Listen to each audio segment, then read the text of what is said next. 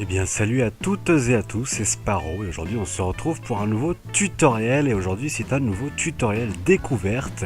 Et aujourd'hui c'est plutôt un tutoriel découverte un peu V2 j'ai envie de dire parce qu'on a déjà fait ce type de vidéo sur le même logiciel excepté que ce dernier a subi il y a un petit moment déjà un grand changement, une mise à jour un peu majeure qui l'a changé et du coup j'ai passé le précédent tutoriel découverte sur ce logiciel qui est GeForce Experience en mode non répertorié, donc il est toujours sur la chaîne mais il est non répertorié et donc du coup je fais ce nouveau tutoriel pour mettre un peu tout ça à jour étant donné que c'est un logiciel quand même que j'utilise et qui est également beaucoup utilisé, ne serait-ce que pour jouer ou pour enregistrer, filmer ses parties ou même diffuser en stream.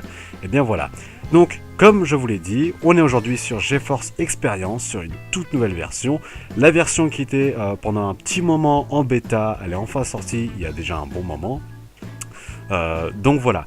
Alors comment elle se présente cette version? Alors tout déjà, il faut savoir que au tout début, quand vous allez aller installer la nouvelle version, pour ceux qui ne l'ont pas encore, eh bien il va falloir à présent créer un compte pour ce logiciel.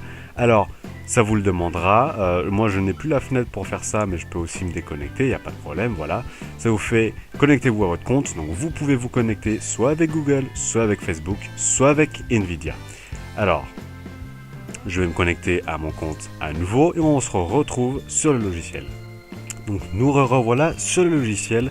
Donc ce n'est qu'une fois après avoir s'être connecté sur le logiciel, donc comme je l'ai dit, via Nvidia, via Facebook ou via Google, que vous aurez accès uniquement à l'interface du logiciel. Alors comment il se présente? Alors premièrement, il est tout aussi simple. La première interface, elle est pareille. Vous atteignez principalement sur la fenêtre des jeux. Donc à gauche, vous avez tous les jeux que vous possédez sur votre PC qui sont diagnostiqués, qui sont répertoriés par GeForce Experience sur votre PC tout simplement. En sachant qu'il existe sur le site de Nvidia, encore une fois, une liste de jeux qui est compatible avec le logiciel, que ce soit pour filmer, etc. Et donc ces jeux apparaissent dans cette liste si vous les avez dans votre PC. Encore une fois, tout devant, vous avez l'onglet du jeu que vous avez sélectionné. Donc, rien de bien compliqué cette fois. Vous avez l'onglet des paramètres, etc. Une petite présentation. Rien de bien farfelu. En haut à gauche, on a l'onglet des pilotes.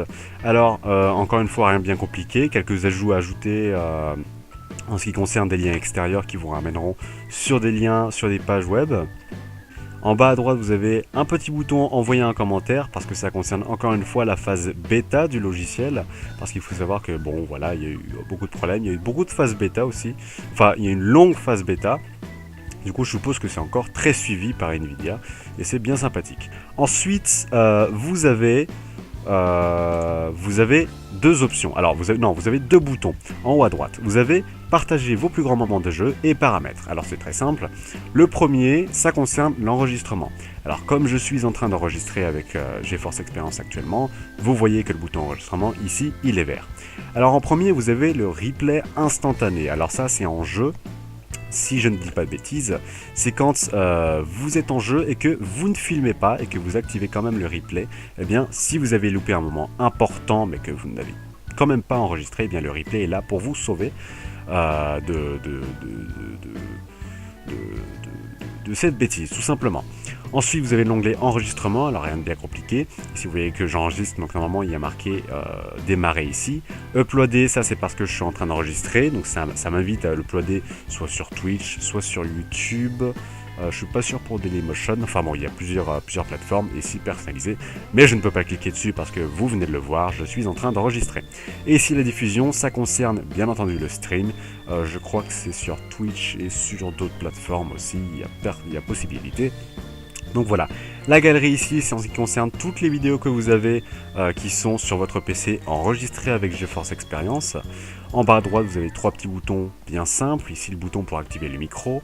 Ensuite, le bouton pour activer la caméra. Et enfin, l'onglet préférences, l'onglet options si vous voulez. Donc on va quitter ce petit onglet, on va tomber sur les paramètres. Alors, en termes de paramètres, c'est pas bien compliqué, encore une fois, c'est comme l'ancienne version du logiciel, mais je trouve en version un peu plus épurée, c'est plus sympathique à regarder. Donc vous avez l'onglet généralité, donc il vous affiche à peu près tout. Vous avez ici les caractéristiques du logiciel qui sont disponibles pour votre PC comme avant, parce qu'avant c'était disposé, je crois, horizontalement avec des petites icônes. Ici, bah c'est là. Donc voilà, rien de bien compliqué de ce côté. Ensuite, vous avez l'onglet compte en haut à gauche. Je ne vais pas cliquer parce que j'ai des informations privées là-dessus, mais c'est comme tous les onglets compte de tous les logiciels, des petites informations sur votre compte, l'adresse email, etc., etc. Ensuite, vous avez l'onglet jeu. Encore une fois, rien de bien compliqué. C'est à peu près la même chose que l'ancienne version du logiciel. Encore une fois, je me répète, mais rien de bien compliqué, ça a été épuré, c'est joli, c'est beau. Et enfin, vous avez l'onglet Shield. Alors, je ne vais pas pouvoir vous en dire plus là-dessus parce que ça concerne le concept de la tablette Shield. Si je ne dis pas de bêtises, attention, parce que bon, je ne me suis jamais intéressé vraiment à ce concept.